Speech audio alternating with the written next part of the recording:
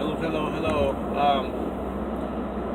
We're on a journey, all of us, and our destination is going to be one of two places after this life is over. It's going to be with the Lord in heaven, or it's not going to be.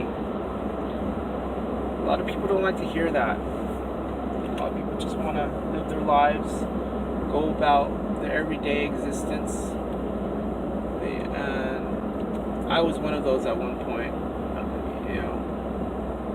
We'll call on God when we need God. We'll say, Lord, or we'll cry out Jesus in the midst of the problem of circumstance. But other than that, we will not. Our normal everyday existence is not revolved around holiness or maturity in Christ or any of that. It's just living our lives, living our careers, our goals and aspirations and dreams away from God. And the sad part is, the fact is, people miss out. I had a brother at one point say, "What does joy mean, Sam?" He didn't say Sam, he said Sammy. Sammy, what does joy mean? And I told him, Jesus first, others second, you last. I was always brought up with that as a Christian for the last 19 years. That's what joy stands for. And happiness is raw. Happiness depends on what happens to you, our circumstances. If we won the lottery that year, if we got a brand new car, if we are in a situation or circumstance of, hey, I'm happy because this happened to me. And that's not the truth. The truth of God's word says opposite. When we look at our existence and our lives and what we do and what we fail to do, if it's not through the lens of Jesus, what is it through? Is it through the lens of, did I meet my economic and financial goals that year?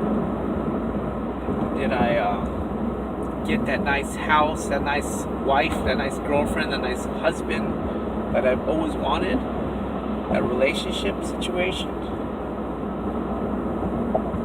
What happens when you end up having that husband or wife?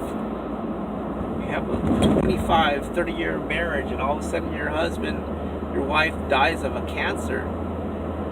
And I'm not praying that on nobody. What I'm saying is, we can be people that get what we want, and at the end of it feel empty. We get so empty because we thought what we wanted.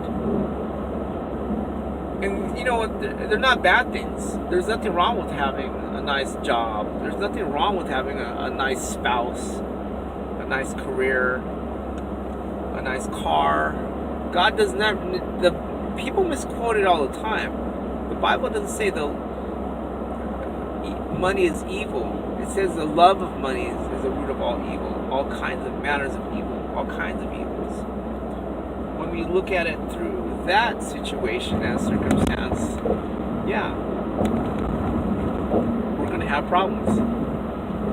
We're not going to want to serve God in that manner. We are going to serve our flesh. Whatever our flesh wants, be carnally minded. I like these rides. I mean, I love reading the Word. I love praying. I love witnessing to people. Praying for people for healing, miraculous healing. I've seen people miraculously healed from cancers. I prayed for people, and they were, for a season, their cancer went away for like 2 years after that. And what happened, it came back. And I prayed for people that were sick with all kinds of sicknesses, mental illnesses, demoniacs. I prayed for those people, and not to say that I get a credit, because Jesus gets credit. And for a season they were good. And what happens is they return back to the vomit. They return back to that. I remember I started this saying, we're all on a journey. They return back to the wrong path. That road that they're going on, they return back into the wrong path. God gives us chances, but at the end of the day, at the end of it all, we have to make our own choices. Choices and chances. That's what it's about. God is lately he's been dealing with me about letting go of things I was never supposed to hold on to. We can be in that place where we can hold on to things, whatever it is. You know, with a little kid. You ever see a little kid and you see a toy, maybe a toy truck, a 5-year-old kid, mine. No, that's not yours. That belongs to the school. You're just playing with it for a little bit. We can be in that circumstance, in that situation, where we say mine, for whatever it is, whether it be a relationship, whether it be a job situation, a housing situation, mine. All good gifts come from the Lord. And when you try to hold on to things that God told you, no, they are not forever gifts. Those are things that are temporal. The real gift is on its way in heaven.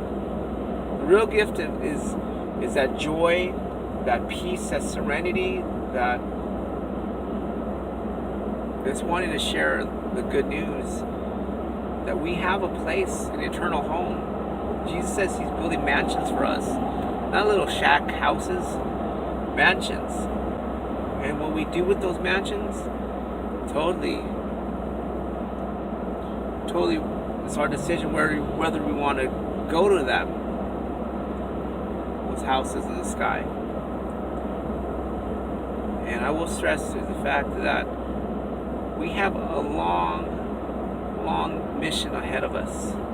We're on a journey, but at the same time, there's a lot of people that don't realize they need to get to heaven. They need Christ. They need the cross. The Apostle Paul preached it. I came to preach you nothing except for the cross and Christ crucified. If we don't go to that level, say, you know what, feel me on that level, how could we have anything else? You know, nothing else matters.